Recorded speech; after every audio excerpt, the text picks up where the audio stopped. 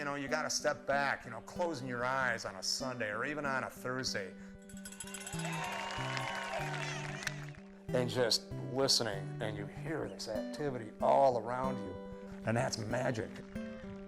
Dave, I probably heard Dave before I met him.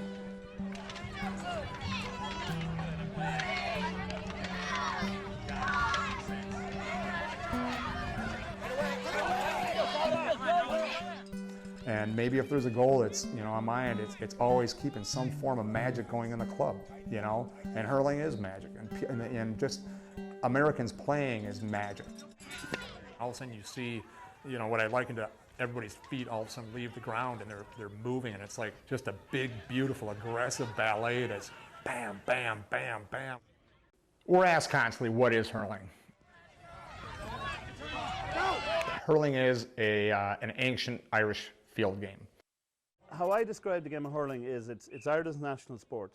The brief description would be it's a cross between field hockey and lacrosse, but ultimately it's nothing like that. It's the fastest field game in the world. It's the stick and ball game that we play in Ireland. Stick and ball games are played worldwide, but this is Ireland's stick and ball game. But we happen to take it to, I suppose, its nth degree, where we're hitting the ball at over 100 miles an hour. An adult will be hitting the ball 70, 80, 90 yards at a time. It's the fastest field game in the world, and it's actually really a mix of maybe lacrosse and field hockey.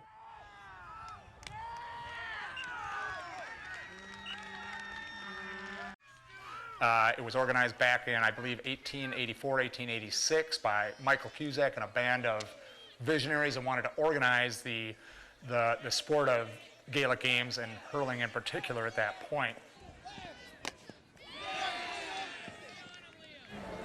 In the late 1800s, the Irish people, in a very, very small d democratic way, small r Republican way, they came together and just very organically rose up, wanted to assert their independence, assert their rights as people, assert their freedom. And one of the ways of doing that was through sport. And out of that was born the GAA, out of that was born organized hurling as we know it today. But, you know, a lot of our Irish, or individuals of Irish descent, don't think about Irish sport. They feel that it's dance, music, and language, and they don't realize that, you know, one of the hardcore legs on the table of Ireland, you know, Irish culture is sport. This sport's history, it's very tied into, in a way, it is part political. It's a political sport. I think the Irish view of hurling is very parochial in the regard that no one else outside of this area can understand it or excel at it. Hurling's the mother's milk of game. And why didn't this take off? They want their homeboys playing, and they just don't want to share it. I was watching going, why am I so old and seeing that now? The greatest game I've ever seen. It was a rush of emotion. It's something they guard very jealously. Joe! Right here! No, look in the middle! My language, my sport. Get in there! I get multiple people every year, well, I'm not Irish. Look at them, neither have I. You know, this isn't about being Irish. It's not about being American. It's about a love of a game that needs to be promoted more, and that's part of our mission statement, is educating people about the game of hurling. The GA should have figured this out a long time ago. Here's the problem. They are the organization within the country. It's their sport. It's what they do. The problem is that there are a handful of clubs, namely Milwaukee, St. Louis, Indianapolis, that do it on a grassroots level here, growing the sport as it should be grown, that do it way better than they ever could. And I don't know why they don't support that. You look where they are now, but what happened to this hurling game? And it never got out. We are going to start driving this forward because this game deserves to be the greatest in the world. Are we stealing your heritage by playing hurling? The issue that hurling is having to kind of grow through in the United States really is this divide with old hurling, which has existed since the 30s, 40s, 50s in all the big cities, and this kind of new age hurling, which is developing in all the mid-sized cities and the smaller towns and anywhere you can think of. Yeah, I didn't know anything about it. I watched for 5 minutes and asked who I needed to sign up with, and they told me to go see the man with the ponytail. So, my name's Dave Olson. I'm from Milwaukee, Wisconsin. You want to do it again? Yeah. There we go. My name's Dave Olson. I'm from Milwaukee, Wisconsin. I play and help manage the Milwaukee Hurling Club. My technical title is Operations Coordinator, which is oversight over the act of hurling, refereeing, coaching, playing, breathing, sleeping, eating, anything to do with hurling and the action of hurling in Milwaukee.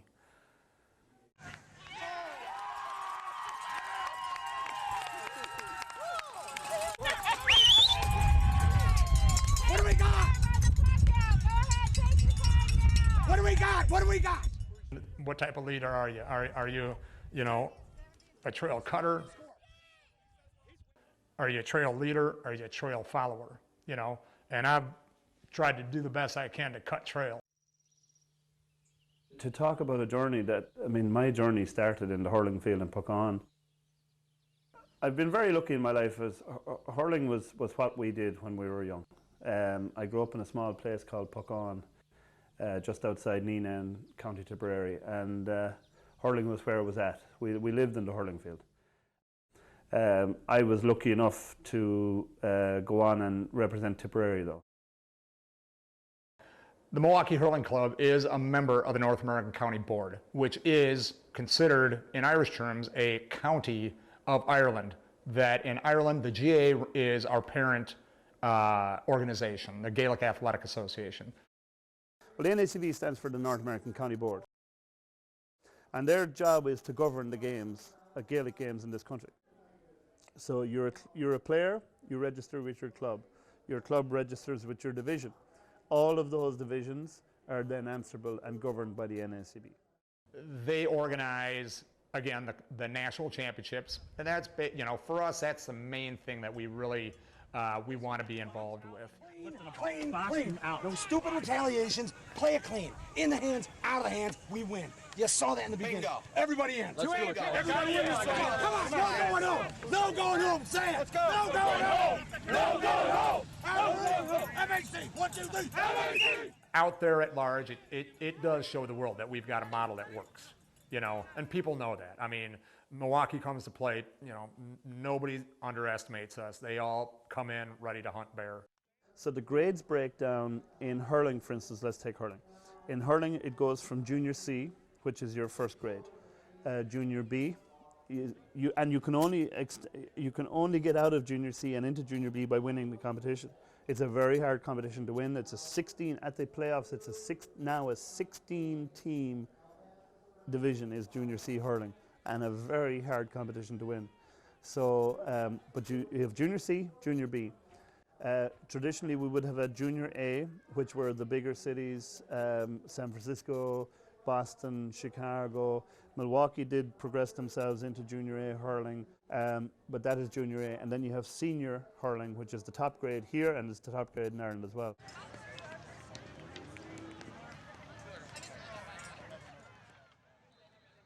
When I came here, we were lucky enough to win Chicago in 1994, and we went to the NACB playoffs, which happened to be in Chicago. There were 3 hurling games. So there was 2 semi-finals and a final. Three hurling games. 19 years later, there were 47 hurling games played over the same weekend. The junior C's, it was an amazing run. You know, we played amazing teams. Allentown, Worcester, Massachusetts, St. Louis. And then the final, we made it to the final and played Madison. An all-Wisconsin final. Hey! Let's see. You got yours, I got mine. We're good. All right. Hold on, everybody check. Make sure it's all here, everything. I got an extra one. There you go. Good luck. Hey, Wisconsin final. You gotta love that one, huh?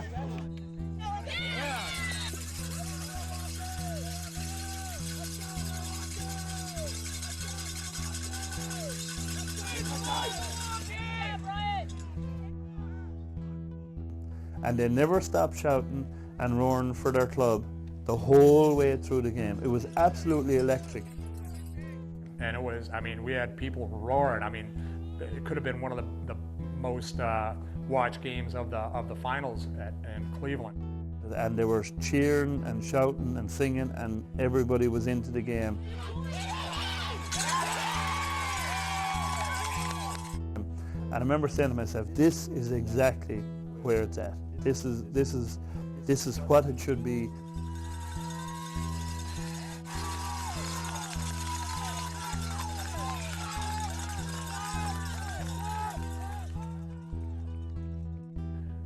First stage ended in a tie, you know, so we ended up going to overtime.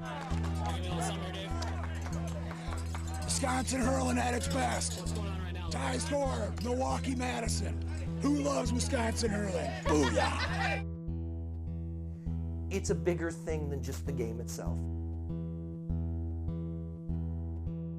But the thing is, the game itself is big.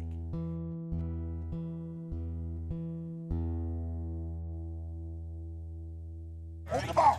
Over the bar! Over the bar!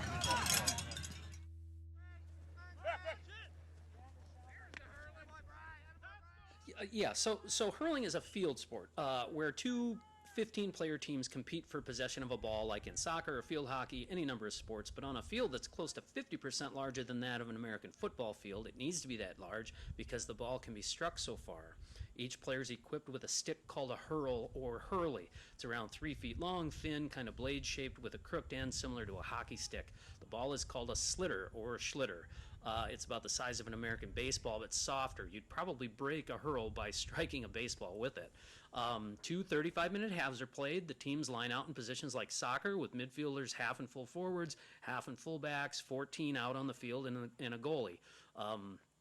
Play begins with a throw-in, similar to a face-off in hockey, continues till the ball is played over a sideline or an end line, which many times means there's been a score. The flow of play is dictated, of course, by the movement of the ball. When the ball is on the ground, it may not be touched with the hand, but must be kicked or struck with the hurl. It may be lifted off the ground with the hurl by jabbing the stick underneath the ball or by rolling the ball onto the stick. The ball may be struck or caught in the air and may be taken into one's hand twice, but for no more than 4 steps each carry. After 2 carries, it has to be played away by striking it with the stick, by kicking it, or with a hand pass, a sort of slap with the open palm similar to an underhand serve in volleyball. A player may, however, run indefinitely with the ball balanced on or hopping on the hurl in what's called a solo. The ball could also be wrested from an opposing player's grip. The object of the game, of course, is to outscore your opponent. You do this in a number of ways.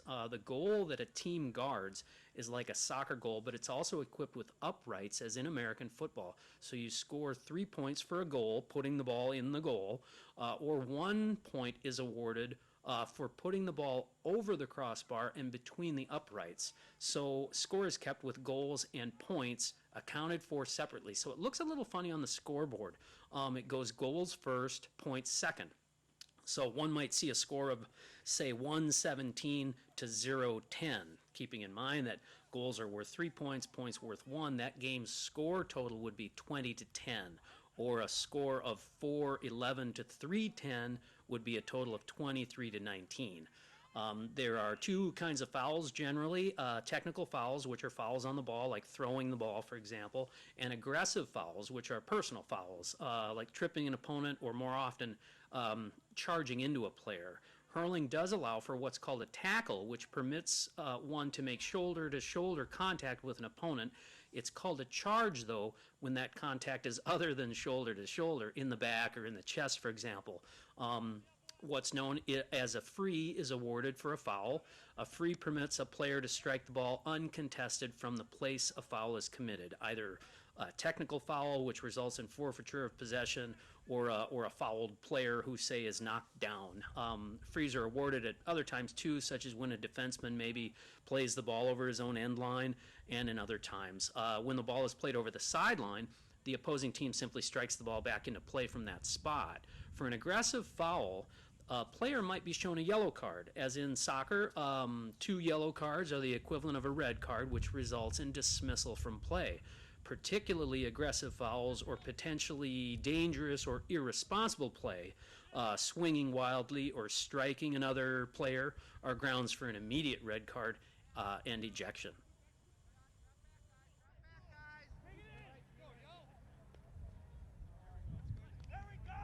There really is no sport like hurling. It's so fast, so quick, so strong. It's a sport that, in its modern format post-1800s, it only exists to fight against power, fight against the status quo, and promote amateur athletics, Irish culture, and the rights of citizens.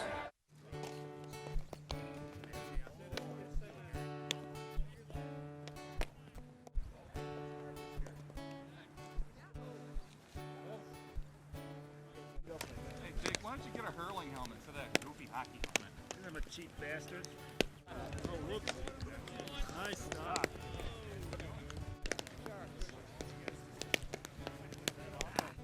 All the way in, all the way in! So hurling really was this upshoot thing that was meant to fight dominant culture. How do we become more inclusive to all of these smaller cities, smaller clubs in larger cities? All right, we're gonna swap fields. Everybody swap fields. I met Dave Olson first practice. That'd be spring of '97, my first practice. And here's this crazy Viking running around, yelling, barking out orders. Get out. I got out of here. No, that's the point. We don't want to step in your puke pile. I wouldn't say warm and fuzzy would be one of those descriptions, but certainly a presence, a natural leader, a presence that almost commanded respect. Two speeds in hurling! Fast and faster! Let's go! I think because of the strong mentoring that he had when he was growing up, he feels very, very strongly about giving back in that way and mentoring in return. And of course, some of his mentors were crusty and hard ass, and so I think he sort of channels that, out to other people. Go, go, go, go! Ground hurling! Ground hurling, Killian! Open the earbags!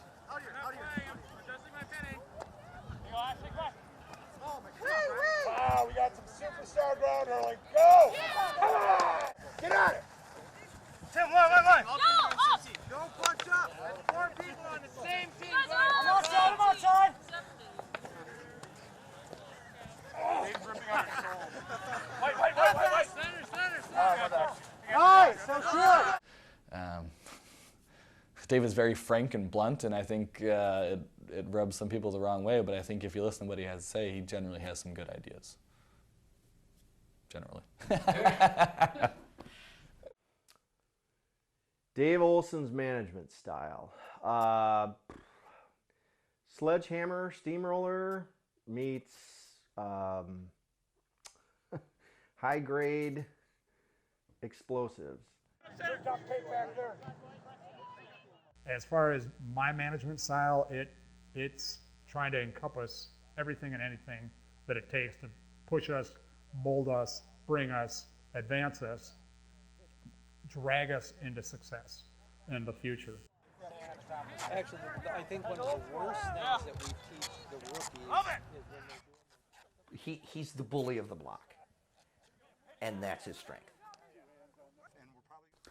I've met Dave Olson on several occasions, and He has a larger-than-life persona, and you know, it's kind of like meeting, you know, I don't know, an idol of sorts. You know, you're going to be able to go, hey. It's like a weird cult mentality in a way. If hurling wants to take root in the States and live forever, it's in those pub leagues and the junior hurling where we're going to see hurling take root and survive. Nice swing, attaboy. Kick, Gil, step up and hit this one. All right, go ahead. Nice. Oh, what happened there? You need to have it in your heart, and if you got enough of it in your heart, you're going to do good. And that's the American spirit, and that's the Irish immigrant spirit here as well. In Chicago, if you want to talk hurling, Colm Egan is one of the guys to talk hurling about, and I'd say just about any club would regard him in very high standing. He's done a lot for the sport, and he continues to promote it. My name is Colm Egan, and I'm in Chicago actually 19 years this year. This is the 20th championship for my senior hurling club, which is the Chicago Cucullins. I came here as a player in 1994. I was 24 years of age, so I had a bit of experience at home before I got here. But my current role in the NACB is, while it's not an officer of the NACB, my role is the chairman of the Hurling Development Committee. Colm Egan, hard one to say. The model that the majority of the senior clubs base themselves on, it's a 100-year-old model. That model isn't going to change. Eventually, it may. Colm has an incredible amount of training. Colm is a very big proponent about senior hurling. I know Colm is heartstrong in that. My personal theory is that just because you can play the game and you can coach the game doesn't mean you can develop the game. And everybody knows it. You know, he and I are a little bit of oil and water. It's an interesting dynamic, Dave and myself. We just come from two very different places, and I've always had a huge admiration for Dave. It's just we never clicked personally at all. Because up until a few years ago, you really didn't have much more than the senior clubs. And then it's the past 10, 20 years where this kind of change has been happening, where junior sports has been becoming a major part of the game. We had a goal of 10 new clubs in 5 years. We got 15 new clubs in 4 years. So, in 3 years, sorry, we're not quite 3 years yet. So that's excellent.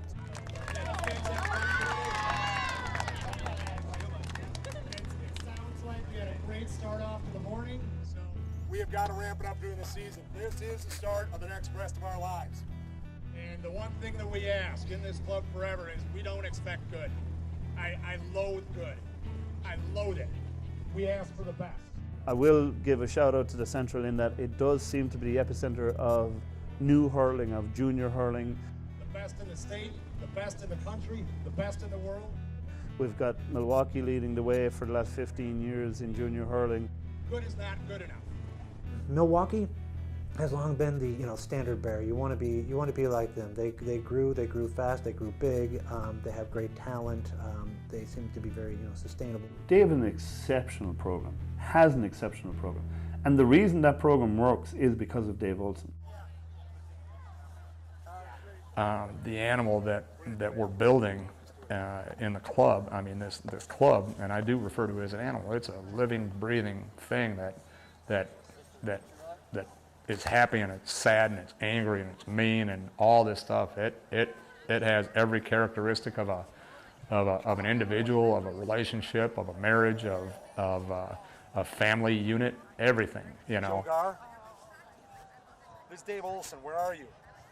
Because you're not at Naomi's right now. I know that for shit, sure. I have a lot of time for Dave, a lot of respect for the guy. He goes down on a limb sometimes, but people have to remember that everything Dave does, it's for the development of the game and the good of the game. And now we're about to do the whole walkout, and you're at home hangdogging, correct? Is your dad at home? He's like a shark in that regard. He's got to be moving forward, or he's not Dave Olson. You and I are going to have a real long head-button talk when you get here. Understand? We will not go backwards, you know, and that is, you know, my heels are dug in. There's a lot of people in the club heels dug in, you know, and we want to bring, you know, our prime statement is, you know, furthering the sport in Milwaukee and outside of Milwaukee the best we can. But that's Dave. He is persistent. He is aggressive. He is going to make things happen, and you better get out of the way because when Dave gets his mind set to something, he's going to see it through to the end. Dave Olsen focused on his club, as he should, and he is still to this day running an exceptional club, and will do, I think, as long as that man is living and breathing. I think that he'll run an exceptional club. Just don't think he was terribly interested in working with other people. With regards to the North American County Board, he's been the face of American hurling for a long time, and for a while almost the exclusive person that the NACB looked to as far as how to manage this new group of clubs that were cropping up, much different from what they had been used to in the past with teams of expats playing each other. This game is so American. But we're trying to moderate, we're trying to find the middle ground between two cultures, two very strong-headed cultures. I think the largest battle, the largest issue that the North American hurling is going to have to deal with will be kind of bringing into the fold and creating an ecosystem that allows for every hurling club to exist, every hurling club to have a say, every hurling club to feel appreciated, and beyond that, every hurling club to find good talent and good competition. I think it's a battle that we're going to win. You will find that, say, the Milwaukees, the St. Louises, the Seattles and all these were driven by somebody that wanted to achieve something. This really is an American question. This is red, white, and blue-blooded Americans who are the driving force behind the sport here in the States. It's an honor, it's also a responsibility, you know, if we love this game, and we love this game, you know, there's a responsibility to keep moving them forward. They haven't had that same history of hurling, but they have every bit as much claim on the future of hurling. And there's my mojo for wanting to play this game still. I think the sport is changing, hurling in the States. Hurling in the United States, we will always have the senior clubs. So we'll always have Chicago Senior and Boston Senior and San Francisco Senior. The new thing is all these junior clubs from anywhere. My name is Tom Mills. I started the Milwaukee Hurling Club in officially 1996. Born and raised in Milwaukee, Wisconsin. Got turned on to hurling I lived in Ireland for about a year. In Galway County. I had to learn the sport because if I didn't, I would have been the loneliest person in the bar. And then just got back to Milwaukee, wanted to play hurling. I just wanted to play. So I joined a local group called Conor Gaeilge, Irish language speaking club in Milwaukee, and went to the founder. And with an idea of trying to get a 20-person side to play hurling in Milwaukee. I was told that no one would show up. It's impossible. No one would be interested. Which is why the club's early t-shirts had the Gaelic phrase, Is few agus is fedger, on the back. Is few agus is fedger, it's important and it's possible. We can do this. Well, I was just lucky enough to work at the Black Shamrock. Just asked them, hey, got this crazy idea. Do you mind if I put a poster up? Sign up here for Milwaukee Hurling Club. Basically, it built on the simple bar bravado of, this is a really rough sport, put your $5 in or you're pussy. Tommy in those early days, you know, he saw it, he had a dream, and it was a good dream. Because I was after Dave Olson for months. Corey Johnson, his wife, was a patron of Black Shamrock.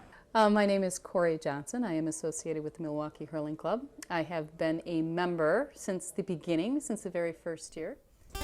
It really helps me to remember how long David and I have been together, because we've been together 1 year longer than the club. David was looking for something to do at that time. He was looking for something athletic, but he didn't want to play old man softball. And she and I tried to get him to play. No, I'm a baseball player. Because other than that, he was a hard nut to crack, man. He was not interested in hurling up until that point. And we're here about hurling, but baseball is what got me loving the sport of hurling. You know, small ball, stick. So baseball made me who I am today. And he had several professional major league tryouts, one of which I believe was with Kansas City.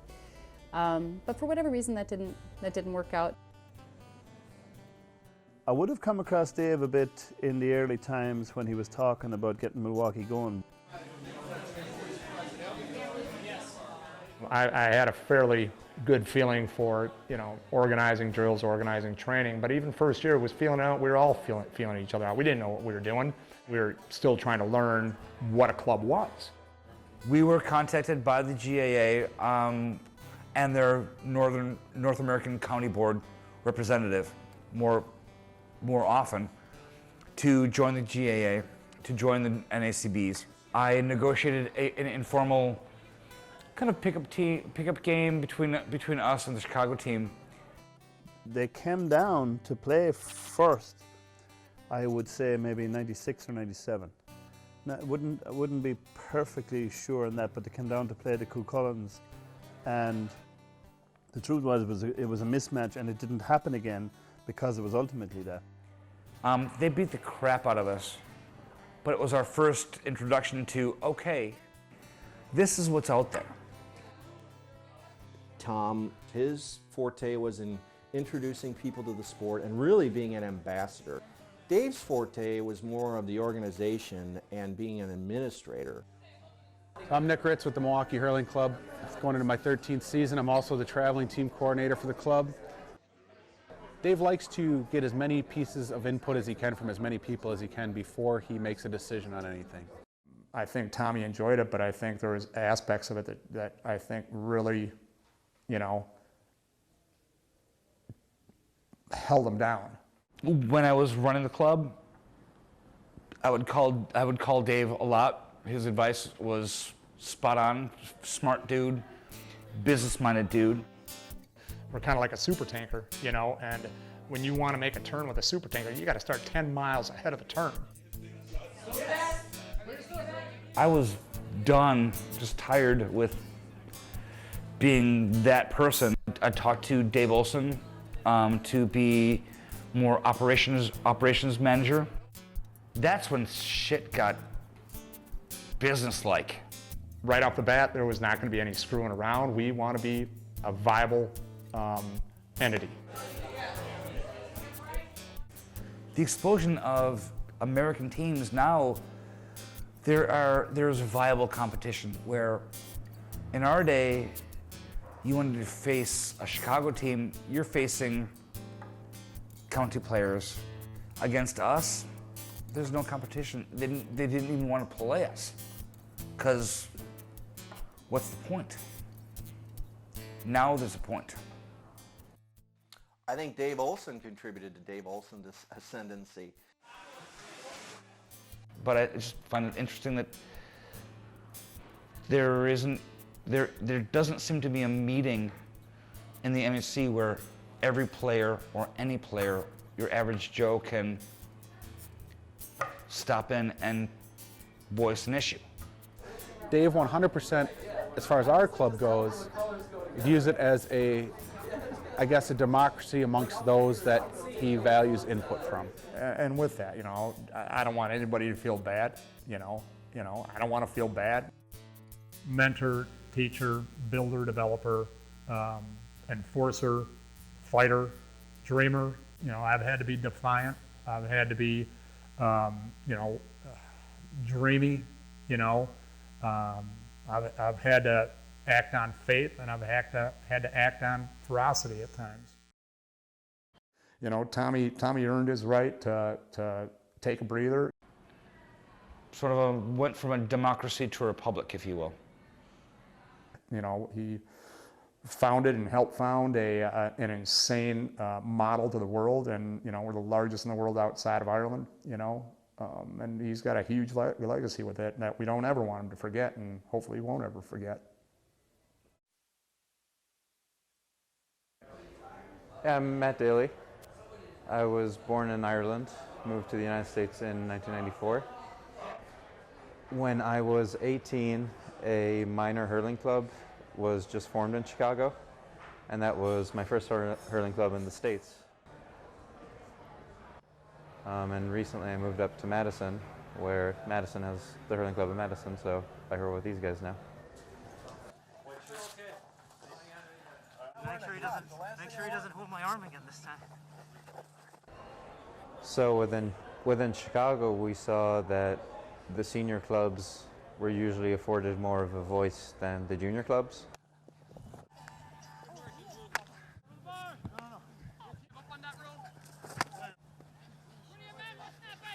Stay with them. And every club, from the smallest to the largest, should have as much a say as anybody else. One time there was a guy who said, I don't feel, our team won't be able to get up that early and perform properly. Really?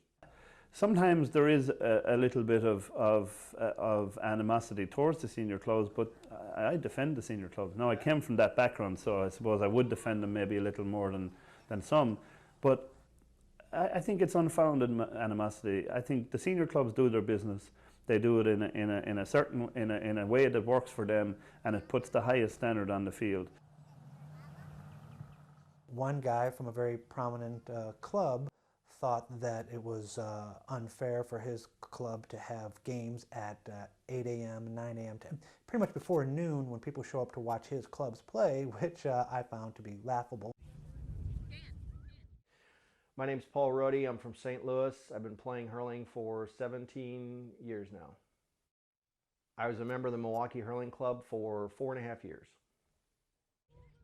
I was a founding member of the St. Louis Hurling Club. I was its first president for 5 years, and I've been playing ever since we got it started. My name is Dan Lavke. Started out in Milwaukee. I have played hurling since 1997. Well, part of the thing is, within America, there are all sorts of clubs. Like New York has its own division. Those are all expats. They're junior A, they're probably ex-senior players from Ireland who are in the States for whatever reason. We're at a junior C level here, junior B. We're down here. We're American guys. We're almost all American.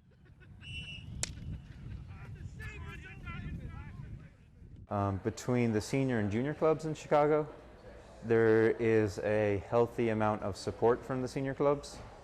They recognize that American junior hurling, it's not quite the same. It's not as quick or as fast or as strong. It's getting there, but there's that divide between living it with it your whole life and living with it since you were 17 or 18.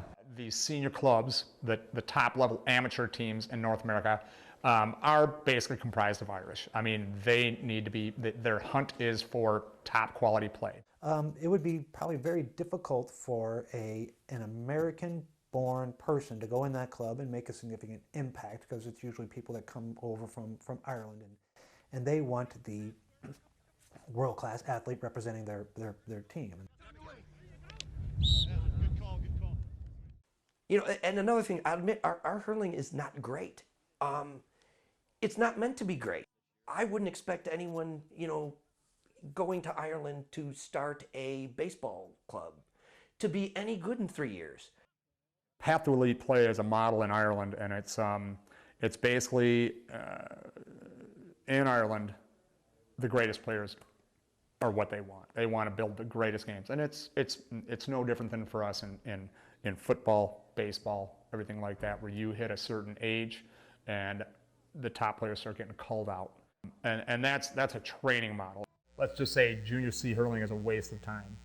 Well, at that point, you know, what isn't? Well, I mean, they'll go in, well, senior hurling and minor hurling and intermediate hurling isn't. Well, how the hell do you get somebody up to that level? What are they just popped out of an egg? Bullshit mentality. You know, if you were to take somebody from the 1920s and let's say you put them in time capsule, shoot them forward and show them the 2013 All-Ireland Championship, you know, he's going to sit there, you know, dumbstruck by what's happening, and you know that individual may go, that's not hurling. You know, if you're going to judge somebody, if you're going to judge a baby when they first started walking, you know, are you going to say you are going to be a klutz the rest of your life? I get asked an awful lot of times, or there would be comments about, sure, that's not hurling at all, or that's a poor standard. And do you know something? The truth is, that's not a fair comment. It is a standard. And there are grades for everybody. There's a junior C grade, there's a B and A and senior and so on. I think the NACB is going to increasingly have to deal with and incorporate the growth of American hurling. Path to elite play is great for looking good and looking sexy and having great games, but elite play won't pay the bills. Mass play pays the bills. As we gain more mass, or PMP, path to mass play, you know, that model will probably evolve, you know, when there is more confidence in the level of play that, you know, whether American-borns or Canadian-borns or the non-traditional, non-Irish-born players. But I think the responsibility is on the new players to get their skill levels up.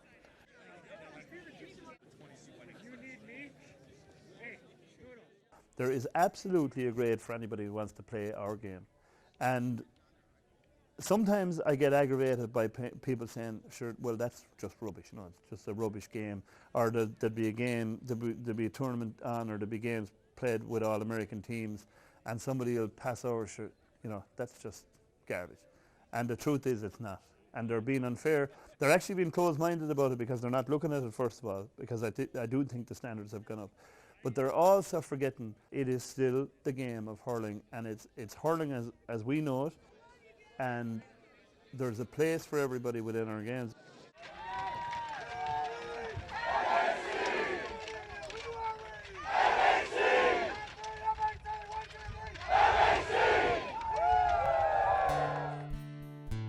The state of hurling is that it's the fastest growing sport we have within the NACB.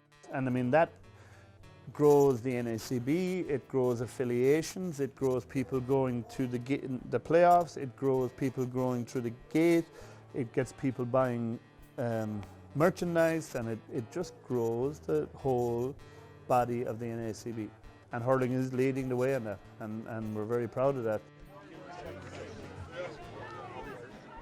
So it's a big thing, you know, and that's part of our opening day ceremony. We have our pipers pipe us all out. We have everybody paraded out on the field, where literally now it goes from end line to end line.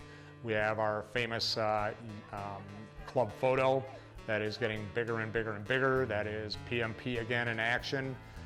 We have our opening day matches go off that day, and the season starts. More broadly, what I see changing with hurling in the States is the hurling community having to incorporate just the volume of clubs who exist now. What works for us might not work for Chicago. What works for Chicago might not work for St. Louis. What works for Chicago might not work for Boston, and vice versa. Even the Milwaukee model, let's call it, has been bantered about.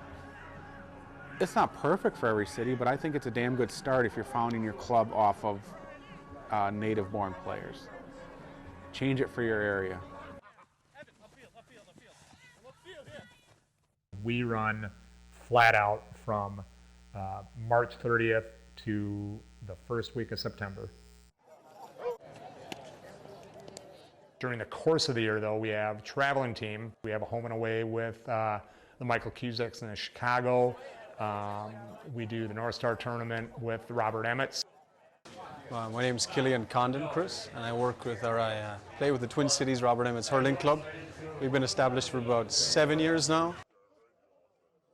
I'm Brandon Selfi. I'm the GM of the Fox River Hurling Club in Appleton, Wisconsin.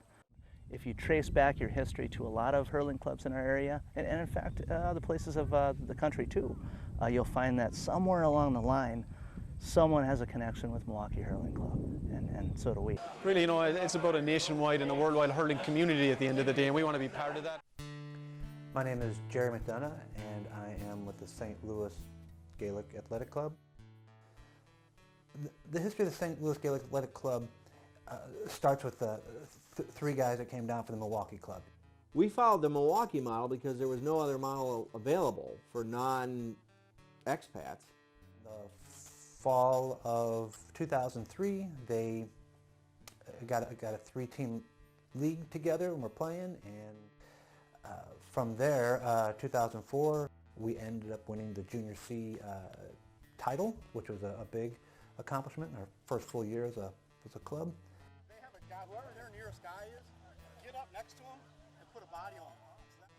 There are various tournaments, especially run by a lot of the Junior C clubs now. We run our own tournament every July. A lot of the clubs, the American clubs, if we can refer to them as that now, are running their own tournaments because there is a lot of interest within the community, the Irish community, and just the community at large. That's people rolling up their sleeves in these cities and just getting it done. I'm Angie Wall. I started playing hurling in St. Louis. John Watson. Started hurling with St. Louis in 2007, I think. And about a year ago moved to Nashville, Tennessee. This last April 20th, was our first day out, and we're now at our first tournament. Can we start it out? Please. All right. I'm Brad Forster with KCGAC, Kansas City Gaelic Club. I've been involved with them for 1 year. Name's Chad Griffin. I'm with the Kansas City Gaelic Athletic Club, KCGAC for short. I've been involved with the club for 5 years now. We're a 6-year-old club almost.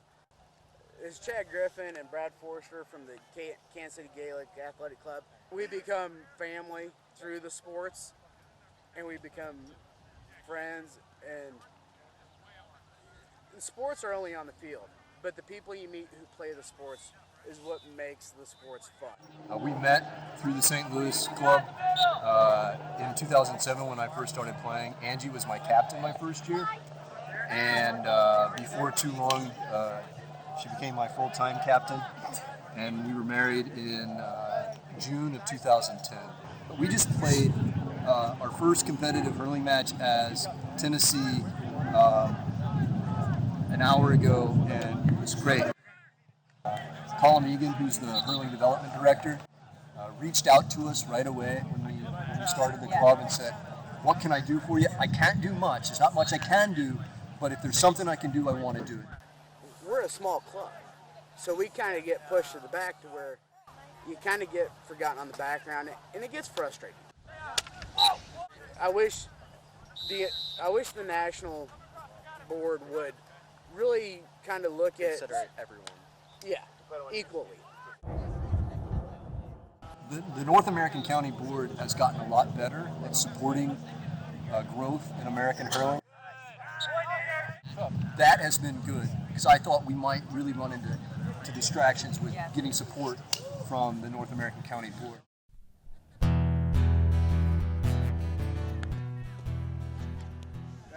Full forward line, 2 across, booch.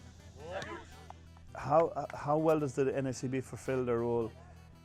If there is a problem with any entity like the NICB, and this is very true of divisional boards in Ireland or anywhere else, I suppose the tribalism comes into it. Now, is there anything wrong with being a little parochial? No. I mean, I think you should look after your own, and your own will usually help you locally. But many times we don't always put the best person in the best position. And then sometimes as a result they fail, and they fail us nationally or collectively as opposed to failing us locally. You know, I think really the impetus is on the club to get in contact with these people and not just wait to them to come to you. I met with Colm Egan today, the development officer for the Midwest region here, and Colm's offered to come down to Minneapolis and to work with us and to have workshops and trainings.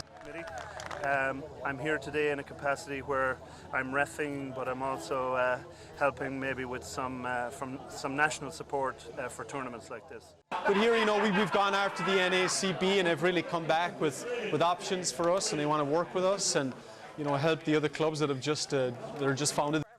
My name is Matthew Schwertfeger. I am currently the chairman of the Chicago Michael Cusack Hurling Club. The Cusacks were founded in 2008. I've been hurling since 2005. I think the Cusacks' place in Chicago is kind of that stepping stone between the youth and going higher up in the adult teams. 2006, 2007, there was a good number of youth players, and as those players got older, they didn't really have a place to play. They may not have been able to play with the seniors at the time, and so there was about 20 or so players who said, well, let's start a lower grade team, and that's essentially how the Cusacks came about. But it's funny you bring up the Michael Cusacks now. Obviously, I'm very close to Michael Cusacks because I'm here in Chicago. But they're hurting, and one of the reasons I think they're hurting is within the city of Chicago they don't have anybody to play. The Indies, the St. Louis's, the Seattles, the Allentowns of this world are really getting there and improving all the time.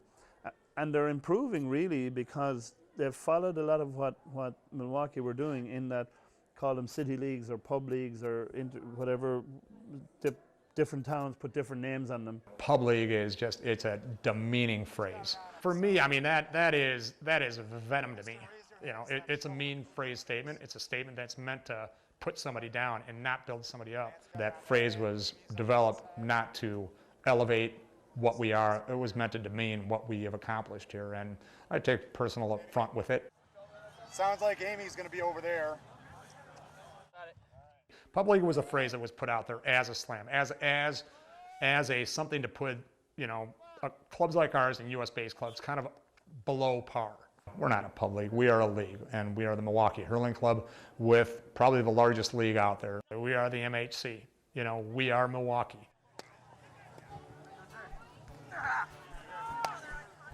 The pub league wouldn't be my word now. I'd try and call it a city league as much as I can. But basically what they do, or what the clubs do, is they would train collectively for a while and play collectively for a while, but then they would ultimately do a draft and pick 4 teams, or usually when they start they've got 2. And they pick 2 teams and they play against each other and let the best horse jump the fence. I think the beauty of pub leagues is kind of the camaraderie that they create, and just the size, like the volume. So even if you have 200 heavy drinkers, you'll find a few good hurlers out of it. That's what grows teams together in many cases, is the social aspect. I think there may be a presumption that a pub league leans more on the social aspect than the skill sets that are involved to play the sport well. And in our case, I don't know that is accurate. You want to let people, give them the opportunity to try something, but at the same time, there needs to be a voice of reason, not a voice of whiskey. I just think it's a bad example. We're trying to set this game apart from all the other games. We need to be better. We need to be more of that sport in shining armor. I would never use pub league as an epithet, and I actually think it's the pub leagues in the States which are doing the best thing for hurling. They are the future of hurling in the United States. Hey, can you tell me what's going on here today, Dave? Please. My brain is going. Yeah, I can only imagine. We just got done with the youth showcase where we moved the youth games from 9:30 in the morning to noon in the afternoon between the adult games. I've got four players that want to come in and help coach youth next year, which is a big positive for us with that one. And our picnic. So everybody's eating, having fun, testing out a handful of club members that are vying for the club home brewing trophy.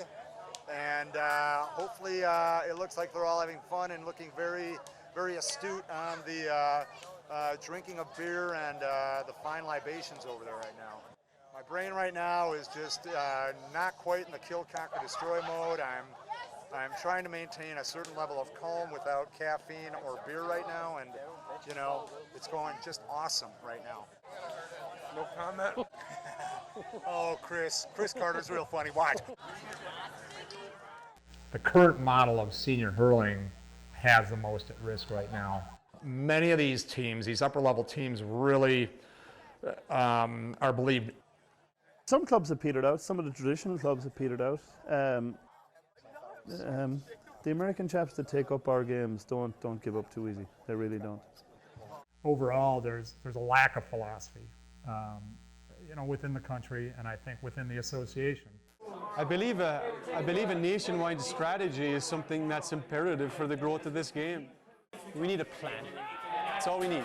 A plan and the resources to implement that plan, because we've got the people and the passion. There really isn't a mission statement. That should be done. What is our national philosophy? How to implement a dream, you know? You have to have a strong leader, which always helps. Obviously, you have to have good husbandry. You have to have husbandry with your money. You have to plan for the future. And that future is careering towards self-sufficiency. The senior model will eventually have to be addressed. The senior model, I suppose, it is a flawed model in that you have your home-based lads, and if they're not there, well, you certainly are importing your team. I do agree there is a flaw to it, but there is going to be a crossroads at some point. There's going to have to be a strong look at that model. Milwaukee needs to be self-sufficient, you know, that the greatest treasure will be the self-sufficiency. And, you know, overall as a country, we need to do that. The absolute ideal model to get hurling is to play games.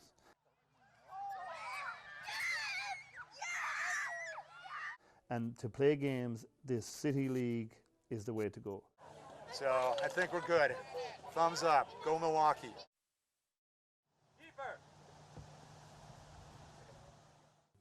Pretty quickly, some of us ascended the ranks, and it was very clear that the NACB didn't have a means to measure the difference between those levels.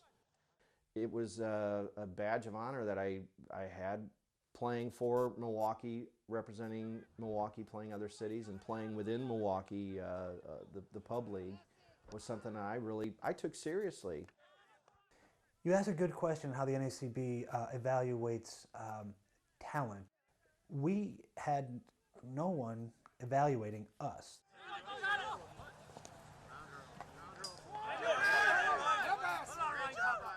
My feeling was the GAA wasn't aware of what was going on with North American-born players, and I'd have conversations with the GAA, and they had no idea about some of the things going on, disparity among talent levels, for instance. Quality of play in North American hurling right now, I feel, is just going off the Richter scale.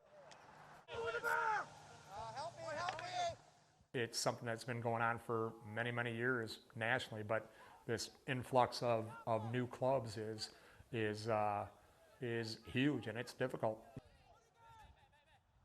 I think the NACBs over the years, the smaller cities have felt like they got shit on a little bit because they set up rules, they set up guidelines, and then you see them flat out being abandoned once you get to the major tournament of the year. The evaluation of play in North America is work and model in progress. You're not going to win the high ball. Swing it in. Back up, Blue. What's happening currently, unfortunately, is you've got senior hurlers from Ireland coming to either the United States or Canada and playing at a junior level. And that's just not where they should be. And it's not that we don't want them playing against those chaps. We absolutely want the Milwaukees and the Indies and the Denvers of this world going and playing against Irish teams, but not against teams that are stacked with senior players.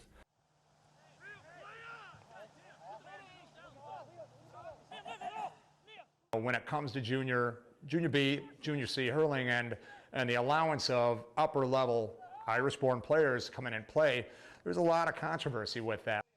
But it's trying to find the balance between how many native-born Irish players can create an imbalance. We're not interested in bringing in ringers just so we can win a trophy. That's not the point of this sport. That's not the point of the club.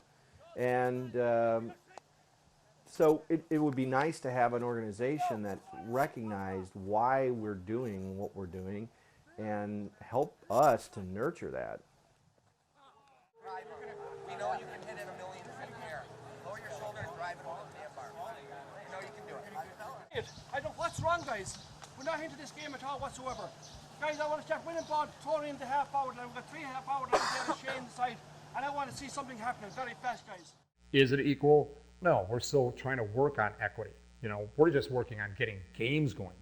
You know, trying to get parity is an entirely different developmental animal. Is it being done? Yeah. At the speed that everybody wants it to? Absolutely not. That's maybe one of the major gripes of the clubs is definition. This is the definition. And it even goes into grading. What is the definition of a junior A? What is the definition of a senior? So that's the big thing that a majority of the clubs in America, the US-based clubs, want is just definition.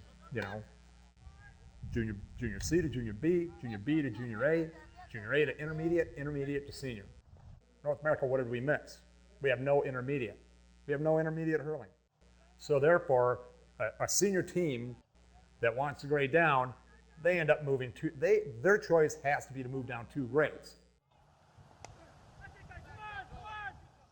The grades are not a simple stepping stone. The grades are a seismic reading. It's to the power of 10 when you move up a grade. Our C hurling is in good place. Our B hurling is in a good place. Our junior A is our bogey grade right now. We have to just tidy that up.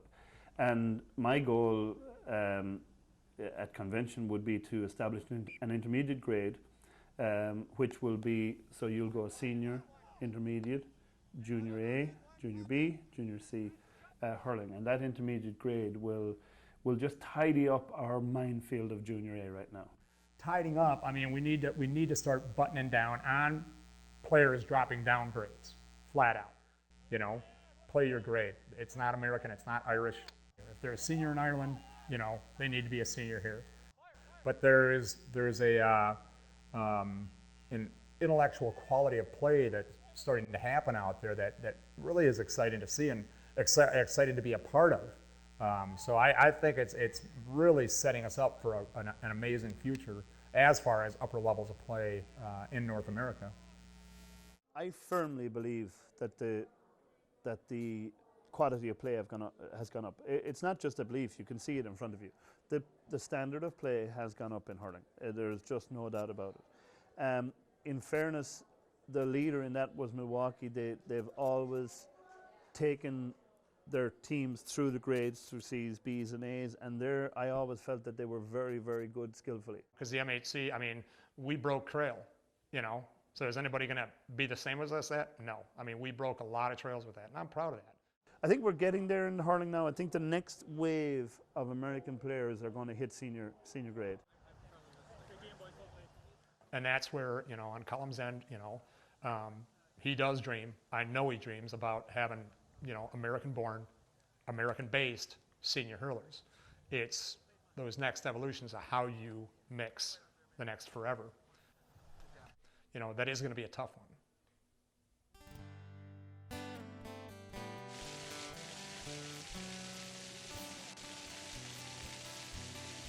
Welcome to Day 2 of Milwaukee Irish Fest 2013, the world's largest festival of Irish music and culture. Enjoy more than 100 acts on 16 stages, explore the children's area, Paddy Passport program, and our cultural village. And don't miss all the great shopping and food. Enjoy Irish Fest 2013. It's what we do together. We hit the third week of August is Irish Fest.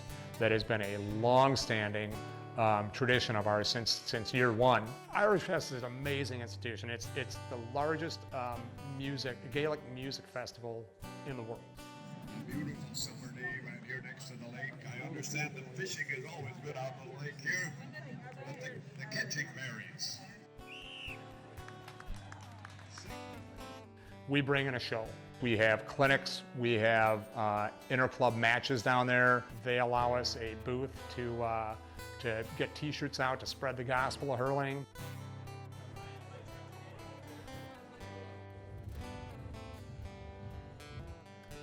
We brought in a stick cutter where Irish Fest helps fund bringing an Irish stick cutter in. Philip Doyle has been coming in for the past, I don't know how many years. We bring in ash that we harvest around the city of Milwaukee that between the city helping out, we get the county parks helping out. Match the curve of the grain in the wood with the curve of the hurley stick.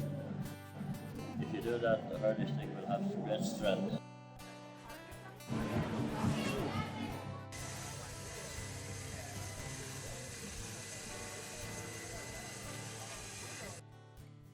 We get individual foresters out there that help out with donating stumps to us, and again, it's been one of the treasures of Irish Fest is to have Philip Doyle come in, because he is old school Ireland. I mean, he's got a sharp wit, sharp tongue, and he's got all those fingers that I just thank God are still there after the shows.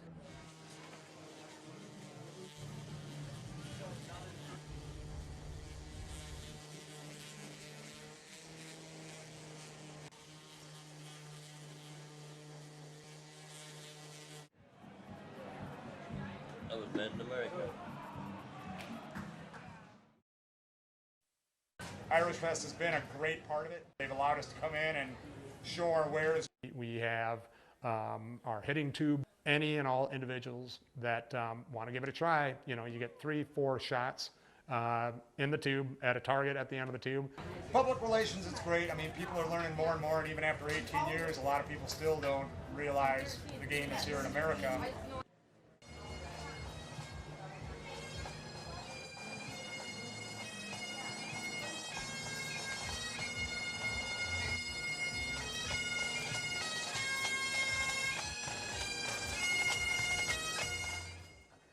I think Dave Olson is generally respected as this grizzly old veteran among American hurlers.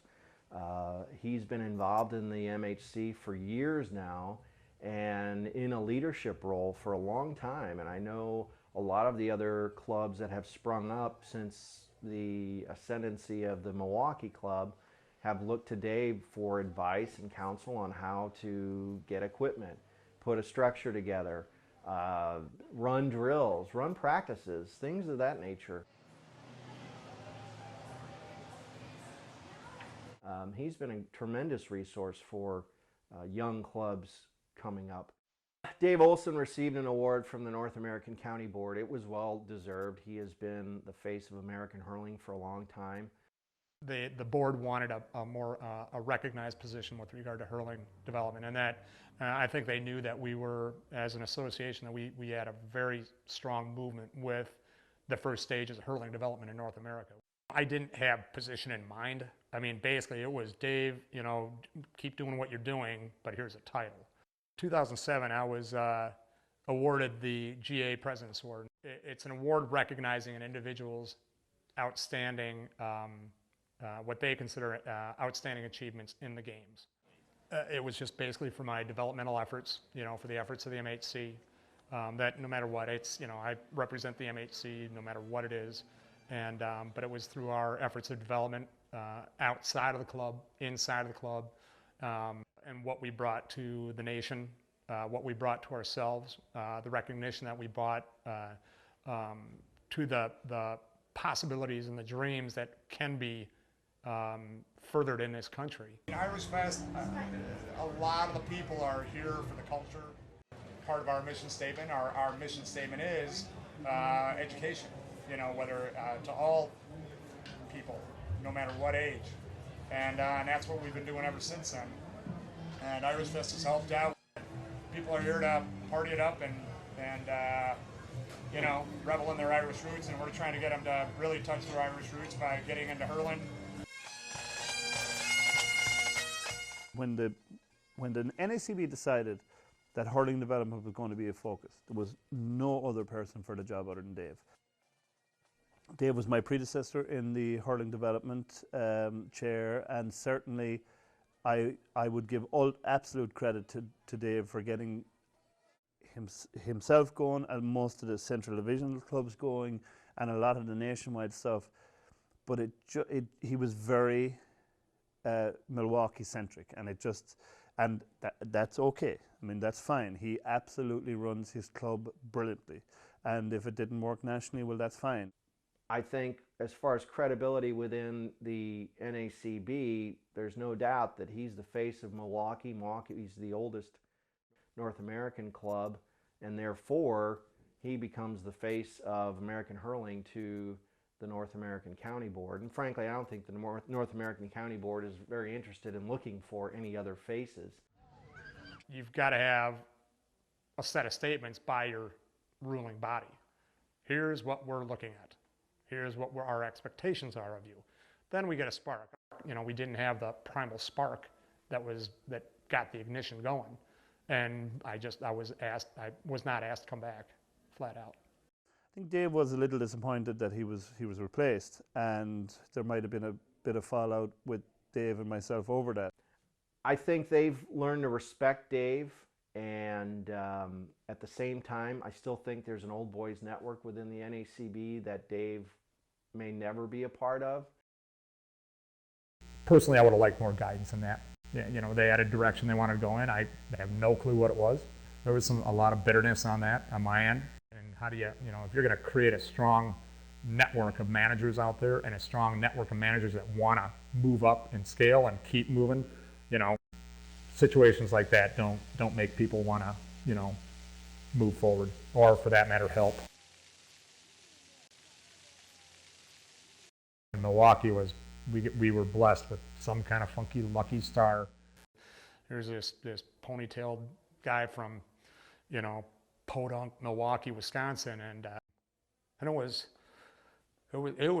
amazing, you know. So, and I'm honored no matter what, and I still, you know, owe a lot of work to him for that stuff. But and we're doing it. We're doing it.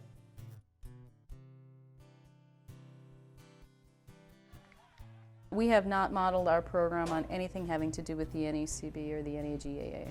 The model that they have does not make sense for us for a lot of different reasons. How do you move forward physically and skill-wise without losing that, well, as Dave would say, that kumbaya feeling, you know, because that's important. That's one of the unsung ingredients to our success all the way across the board, is that feeling that when people come, they belong to something.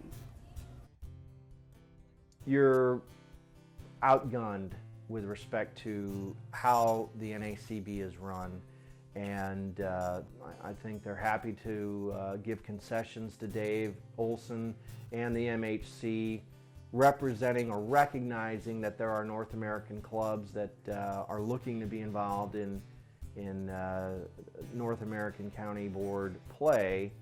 But I don't know that there's an interest within the NACB, a legitimate interest to help grow the sport among American-born players.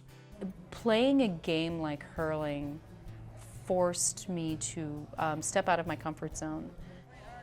What I suspected about myself but never really believed about myself was that I was an athlete. I think my biggest criticism of the NACB is just a lack of interest in the growth of North American clubs. Dave gave an interview to the Irish Independent. It was an unfortunate heading, Irish imports bring drink and violence. That one pisses me off. You know, that one got revved up. And again, Cullum helped charge that up. Dave put it out there that there was essentially mercenary teams and bought-in teams, and that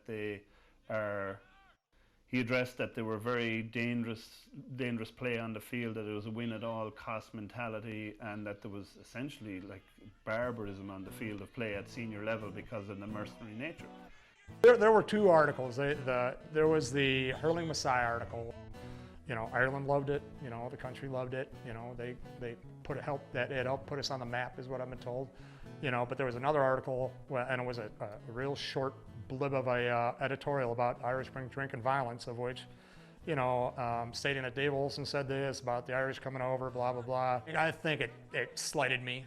You know, I mean, they made a lot of statements in there that I didn't make. I wasn't prepared to let it go. I wasn't prepared to have that put out there. And I took it personally in that our club would have been tattooed with it. Our club, the Cucullins, would have been tattooed with it no more than the rest of the clubs would have been. At the time, I asked Dave in public forum to address it, and he chose not to. You know, Cullum called me out in the middle of a North American elections, you know, asking for an apology. And I'm not apologizing for something I didn't do. But Egan was told that first conversation, I didn't say this shit, you know. And you know, whether he wants to take it or not, it's up to him. Dave was directly quoted in that article with relation to senior hurling, and I just didn't think it was fair, and I thought it was complete misportrayal of it, and I addressed it. He had a goal in mind that he wanted, and that was hurling development officer. You know, I think he's always had a contention as far as my positioning. No, I know for sure that's not the case. He didn't get assassinated by me. Essentially, the committee, because it's not a one-man show, the committee wasn't functioning, and that's why he was removed. Yeah. They were all removed, not just Dave. They were all removed.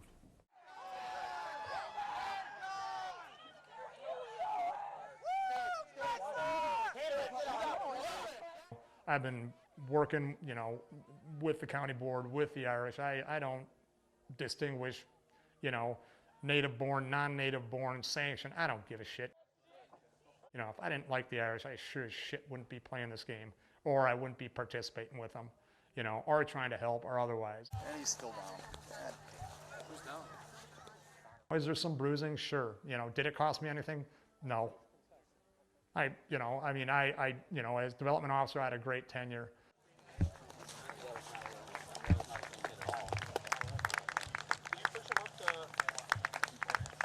I think it's amazing what we've accomplished as a group. For the club, for the MHC, the goal for me, you know, was, you know, trying to guide as many people into it as possible and be altruistic and pay forward, as we've been taught, and I was taught in baseball, pay forward, you know. And I think that when we get disappointed or hung up or frustrated or feel like we're pushing a boulder uphill, we have to remember how far we've come and how much we really have accomplished, and be proud of that. Is there more possibilities on the national scale? You know, I've got people asking me about that, you know, when I'm going to come back to that front. And we'll see. Time will tell with that one, and we'll see how the rest of the management schemes in North America and Ireland go with that, and if there's a part of that in there for me.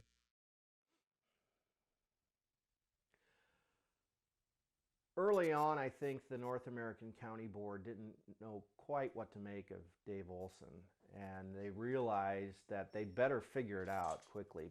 Thoughts about the season? We had a great season. I mean, no matter overall, it was a good season. It was a good competitive season. We kicked it up another notch with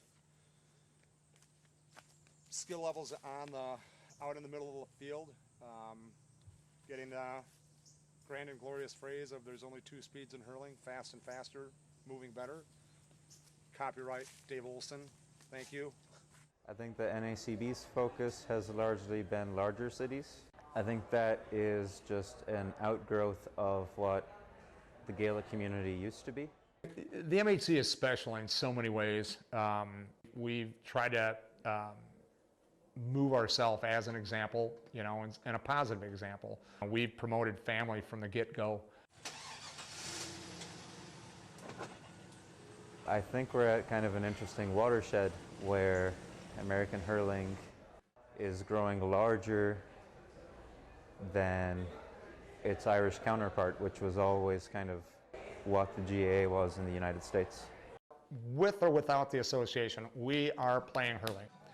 We get done with Irish Fest, we move right into our club championships the next week, which is the culmination of the whole year. The sidelines are lined up with pop-ups and barbecues and the teams coming in.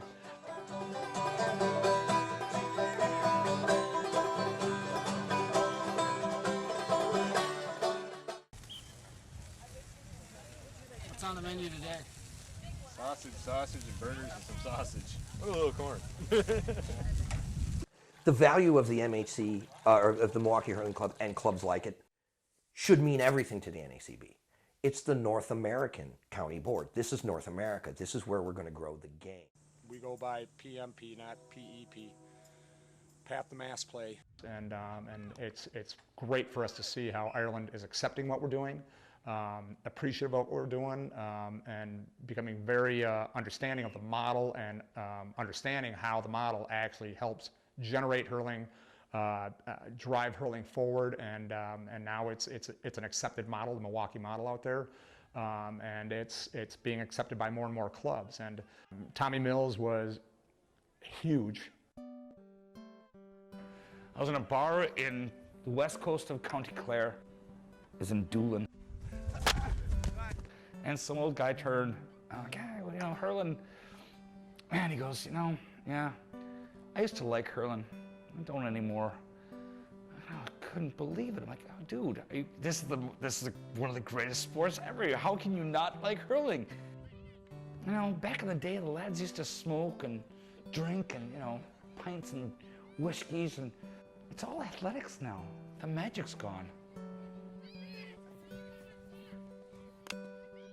The magic's gone. It's sport now. It's not magic anymore.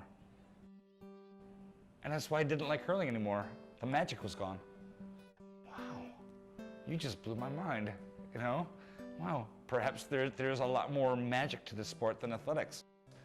Or a good mix, I don't know. But yeah, the magic's gone. Wow. That's one of the arms of our model. So it's a jam-packed day, resulting in the awarding of the Mills Cup, which we've had since the second year of the first official club championship. The Mills donated the club cup, and we're still handing it forward. You know, great job on that. So hands up. Boston, Tony, come on up here, boys.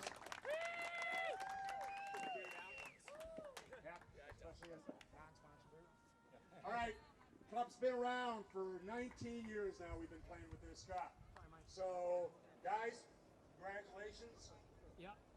Don't kiss. Maybe later on if you want to. I think that divide between the big cities and the mid-sized, smaller towns is a divide that it will get worked through. We'll get through it. Hurling will survive. Hurling will grow. All right, now it's for the rest of the swag. Captains, you can hand out your medals to your teams. All right there. Come on up, team. Do I get to go first? It's something that people will have to interact with, engage with, and resolve at some point. That should be enough for now. We have enough for a refill later. There we go. He's like, no. It's a healthy thing that 19 years of hurling has taught us, but it's also part of paying forward for us. It's part of being mentors, being allies, being friends, and that's what the Hurling Club is all about. We opened a door, you know, and that, I hope, is one of the benefits that the MHC has given to the nation and the world, is clearing a big path up. So we get done with Irish Fest, we get done with club championships. Now we have national championships. We developed this model in essence because at the time that we were organizing, there wasn't a lot of information coming to us, and we had to create, a situation that would allow us to thrive. The senior clubs here, they don't have communities behind them. They have Irish who are coming in maybe for the summers and being ingrained there, but a good club is something that's sustainable, it's got a legacy, and is invested in its people as much as its people are invested in it as a community resource. You just have to look out here today. There's not a lot of Irish accents, and there's a lot of good hurlers out here.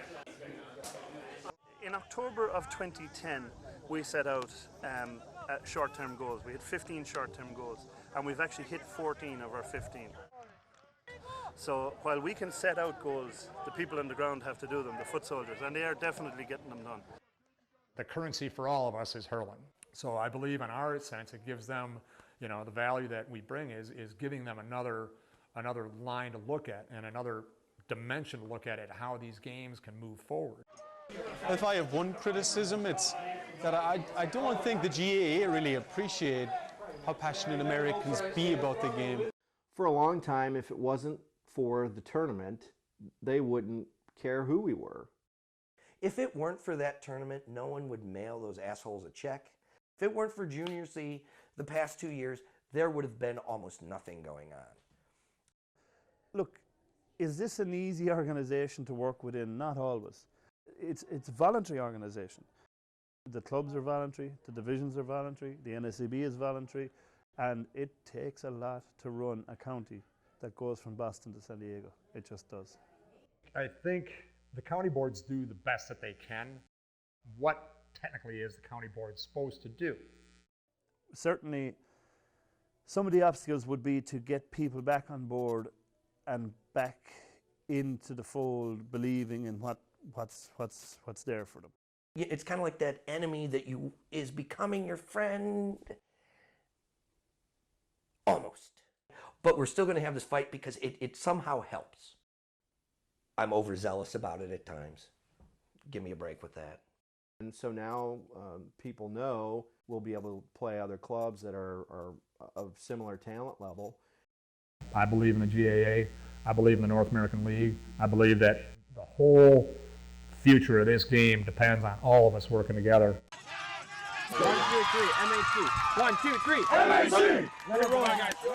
Junior C-wise, I believe we've had Junior C's probably for the past 8 years. We've been hunting for this panel for a while. Madison on 3. 1, 2, 3. Madison! The final, we made it to the final and played Madison, and the guys just played amazing. It was a dream come true at how the boys on that panel just came out screaming.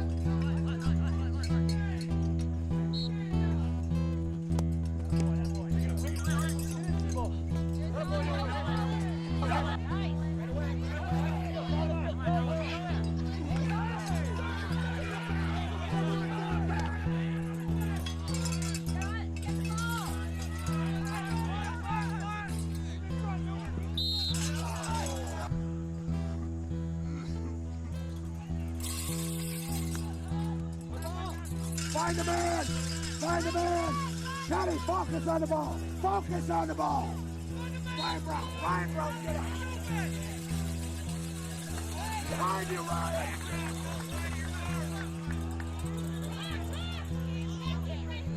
Over the bar! Over the bar! Over the bar! No, Justy, no! No, Justy!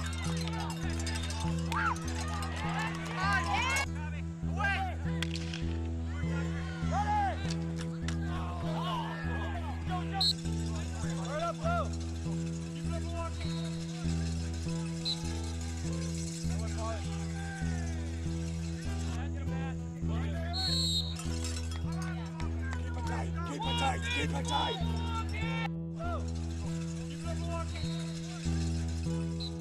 was tied, I think it was 1-6 to 1-6 or 1-5 to 1-5 at halftime, and then it was 2-11 to 2-11 at full time. And that scoreboard is just etched in my mind. Championship game and you end in a tiebreaker and go into overtime. As a developer, that's exactly what you want a championship to be. Guys, listen, Ryan. We're doing great on offense, but when we get it down there, we got to take our points. Yeah. All right, we're going to win this game by putting the ball over the bar. This is ours. This is your chance. Go get it. Go get it. Let's go. 1, 2, 3. Go! And then we went out there in overtime, and Milwaukee just... The stars have to line up, with that magic that I'm used to the guys having. Those guys were cooking.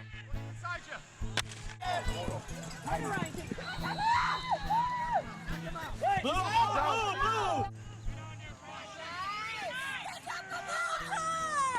Talk to each other, Blue! Oh, yeah. That's yours, AJ! Come on, AJ. Give your hand, AJ. AJ. No!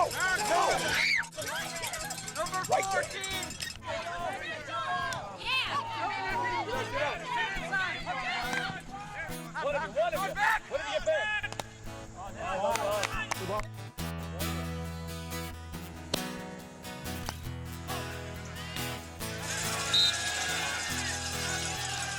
That's good defense, guys. Let's go.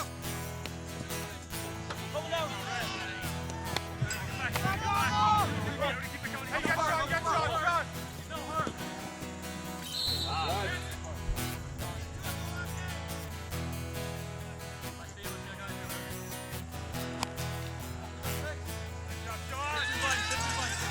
That's your score, son.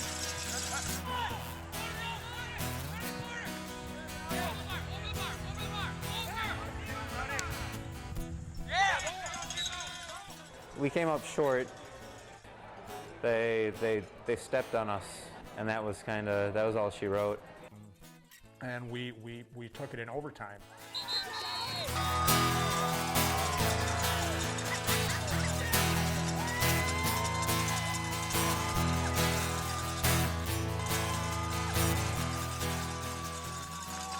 That choked me up. It was it was emotional, and it was awesome.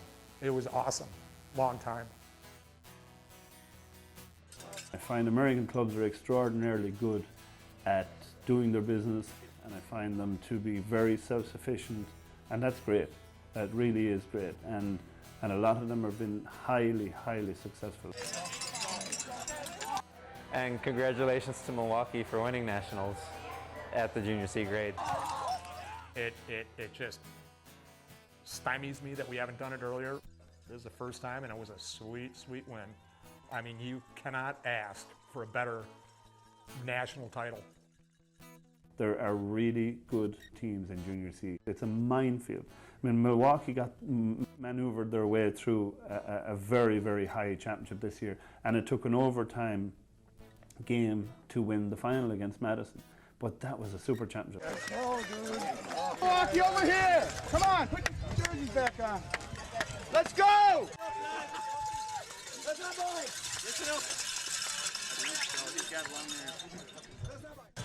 Guys, on behalf of the North American Board, I'd like to thank the Milwaukee team, the Madison team, for a great game, or 2 games of hurling. The game plus the overtime, phenomenal, especially the junior level and junior C level. As good a game as you see in junior B, so guys, guess what?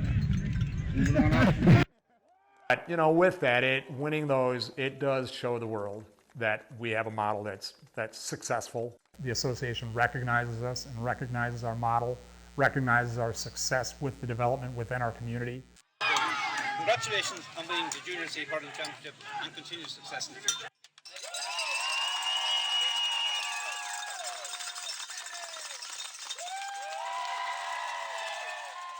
As far as what we've done, we've earned our merit out there as far as what we've developed, and they know that our model can and does win. Nobody's ever going to take that away, And it's something unique. It makes them special throughout the sporting world, especially in America. And again, we either all win together or we all lose together. All right. Okay, like one left. The real pride comes with the community. That for me is true success in a club. That glue in the club. You know, it's showing that the club is together. It's showing that the club has longevity. It's been a fun ride, you know, and I'm not done riding it yet. There's a lot of fun things with regard to that. I just like people, you know, everybody to understand, you know, the club's, you know, it's a family, it's an organism, and we worked our asses off for going on to 19 years now to make it a community, you know, and a community that people can come into and be safe to experiment with a new sport. You're naturally drawn when you see this game and you hear the ash clashing together and people running around small ball. There were miracles. I mean, there were miracles upon miracles about these paths we were cutting. Play hurling. You're tough. I knew absolutely nothing about the game of hurling before 1996. I just had no knowledge or drive to go experiment again. But it's inside me, you know, I mean, it's in our heart, you know, and it's still in my heart. I mean, overall, I am constantly amazed at the club, you know, where, I mean, it's sideline to sideline, end line to end line, and then you can hear, I mean, the crowd is just, wow, and it's going. I mean, that, you know, a lot of the major cities would love to have that sound every Sunday. The club has granted me an incredible amount of leeway on a lot of things, you know, and a lot of trust. I mean, everything about the MHC is family, everything. Build a family and you're going to build your future right there.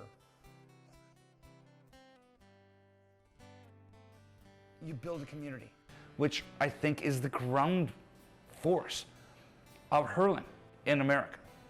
It's a community thing. If you'd told me 18 years ago that a Milwaukee Hurling Club would have been this big, I would have laughed you out of the bar.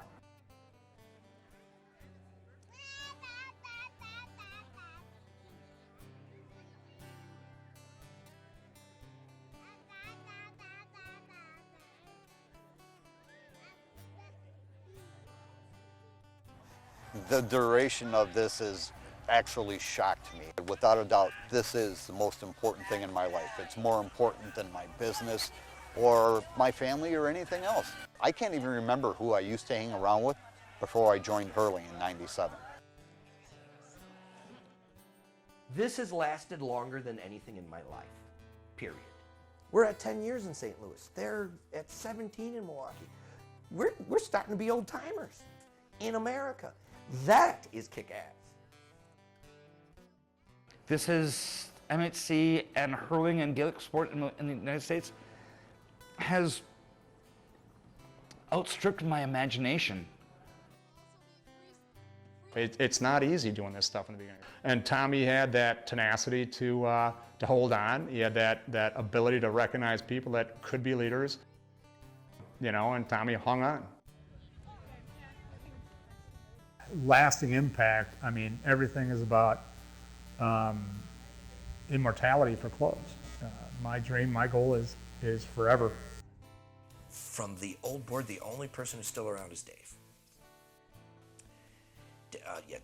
Dave is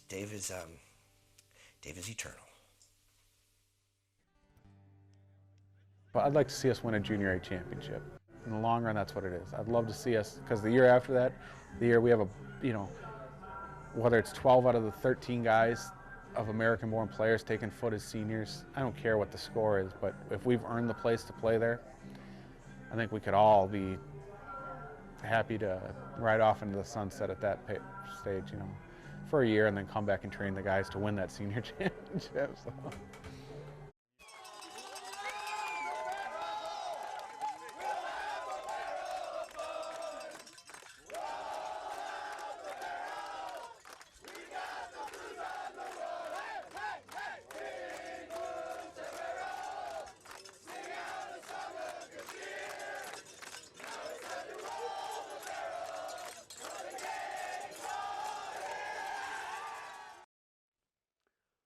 What I value most about my MHC experience is it was a time in my life where I was looking for something. I didn't know what it was, and it happened to be this crazy sport. And it really brought me a lot of joy.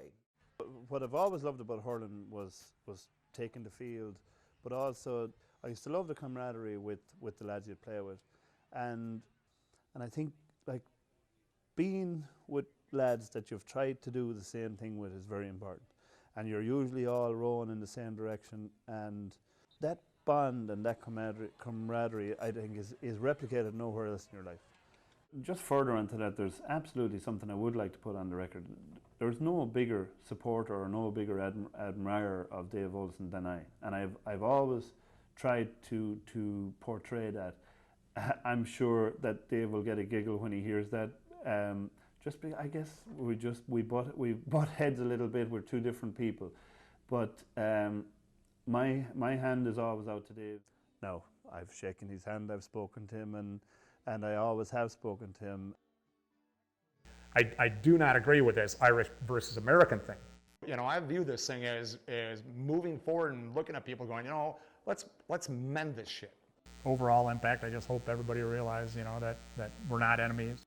Unfortunately, Dave and I, for some reason, it didn't click. But hurling was here a long time before Dave and I, and it'll be here a long time after. And if we can contribute to it in the middle and be gatekeepers of this game of ours and hand it on to the next group, well then that would be a success. And you know, maybe that will happen, so that'll be good. It's universal. You know, the Irish don't have some special talent at hating one another or loving one another. The U.S. doesn't have some special talent for that. We play sports and we go from there. You know, we don't want to start a war, you know, but let's be allies at the end of this thing for the general cause. Dave, God bless him, did it for years, has done it for years, and probably will continue to do it and be one of the faces of the Milwaukee Hurling Club for years to come. I'm good with myself. Ireland's good with me. The association is good with me. Management at all levels is good with me. My club is good with me.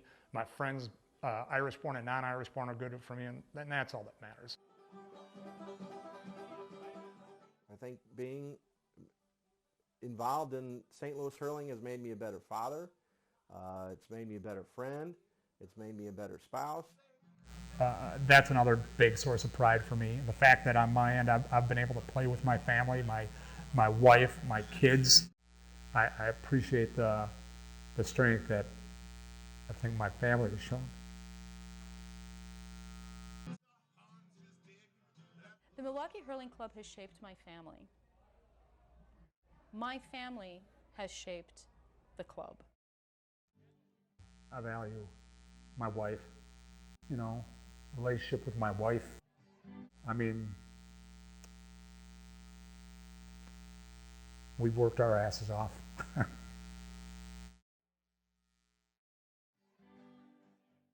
Yeah, the one thing I think I'd add about the MHC and the club in general is the one thing I don't think gives enough respect in the club and enough is what a lot of these families give up and get for being part of this club. A lot of families that give up their entire Sunday for many, many years to take part in this club, and a lot of wives and husbands that put up with many Sundays of, you know, maybe not doing what the other spouse would like to do, but in the long run, you make some pretty incredible connections and relationships and triumphs and tragedies, from kids being born to people dying. I mean, it's all there, and the more people you got to celebrate with and to lean on when those things happen, the better. And I think the MHC probably does that better than anyone, because there's nothing like it. There's nothing like hurling, truly. There's always possibilities. Hurling can be a sport that you can play, that you can enjoy, and you can, you know, eventually say, "Hey, I'm too old for this," instead of someone saying you're not good enough. I value that I have a hurling experience, but this hurling is so much fun. It's the game. Everybody loves to play. Nobody picks up a stick and goes, no, I don't like it. Oh, this is silly. No prior experience is needed. And that's the one thing I have to tell people all the time. You've never played? Great, come along. The future of hurling in the USA is, I think, a future of growth, and it is a future of America. It's going to be an American sport, driven by Americans, and the driving force is going to be Americans and junior hurling. Everybody's welcome, invited, and equal. It's very American in that sense. It's our entire ethos. It's including everybody. It's the big melting pot, you know. Basically, in a nutshell, the MHC model, and again, it's big. A lot of people don't realize it. A lot of people, it's so big that people can't even see it surrounding them. It was an eye-opener in that just the microcosm of what the club was this whole big, it was a bigger thing within itself than it appeared to be. You know, one of my favorite things is, you know, when everything's going, once it's all organized, and to be able just to stop for 10 seconds, close my eyes, and then listen. And you listen to the activity, and it's all around you.